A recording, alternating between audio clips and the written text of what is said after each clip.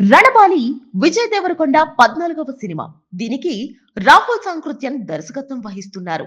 19వ శతాబ్దానికి చెందిన ఒక పీరియాడిక్ యాక్షన్ డ్రామాగా ఇది తెరకెక్కుతోంది.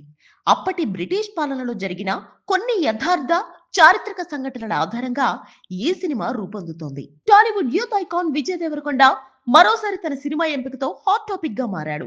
టాక్సీ వాలా ఫేమ్ డైరెక్టర్ రాహుల్ సాంకృత్యంతో మళ్లీ జతకట్టిన విజయ్ ఈసారి పూర్తిగా భిన్నమైన జోనర్ లో ప్రేక్షకుల ముందుకు రాబోతున్నాడు. పీరియాడికల్ యాక్షన్ డ్రామాగా తెరకెక్కుతున్న ఈ సినిమాకు రణబాలి అనే పవర్ఫుల్ టైటిల్ ను రిపబ్లిక్ డే సందర్భంగా అధికారికంగా ప్రకటించారు. టైటిల్ తో పాటు విడుదలైన ఫస్ట్ గ్లిమ్స్ ఇప్పటికే సోషల్ మీడియాలో దుమ్ము రేపుతుంది. చరిత్రలో తగిన చీకటి అధ్యాయం రణపాలి గ్లిమ్స్ చూస్తే ఇది సాధారణ స్వాతంత్ర పోరాట కథ కాదని స్పష్టంగా తెలుస్తోంది. స్వాతంత్రానికి ముందు బ్రిటిష్ పాలన సమయంలో జరిగిన అణిచివేత, దోపిడీ, ప్రజల వేదన ఇవే ఈ కథకు ప్రధాన నేపథ్యంగా ఉండనున్నాయి. అనంతపూర్లోని రాయలసీమ ప్రాంతంలో 300 ఏళ్ల క్రితం జరిగిన కొన్ని విస్మరించబడిన యథార్థ ఘట్టాలను ఈ చిత్రంలో చూపించబోతున్నారు. విజయ్ దేవరకొండ ఒక శక్తివంతమైన యోధుడిగా కనిపిస్తారు.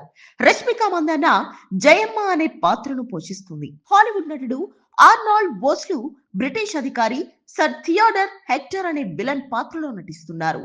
1854 నుంచి 1878 మధ్య జరిగిన యథార్థ సంఘటనల ఆధారంగా కథను రూపొందించినట్లు సమాచారం. వరల్డ్ వైడ్ గా సెప్టెంబర్ 11న రణబాలి ప్రేక్షకుల ముందుకు రానుంది.